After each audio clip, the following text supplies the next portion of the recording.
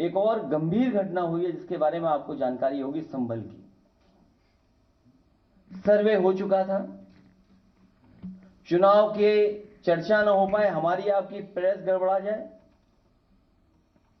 इसलिए जानबूझ करके सुबह सर्वे की टीम भेजी है, जिससे माहौल खराब हो जाए, कोई चुनाव पर चर्चा न कर सके। और जो जानकारी मिल रही है उसमें जानकारी है कि कई लोगों को चोट पहुंची है, कई लोग घायल हैं और एक नौजवान नईम, उसकी जान चली गई है।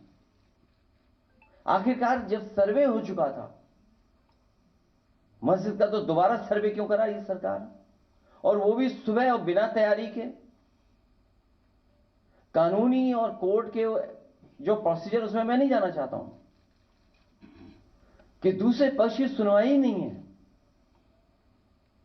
कोई सुनने वाला नहीं दूसरे पक्ष को। और ये जानबूझ के इसलिए किया है कि आज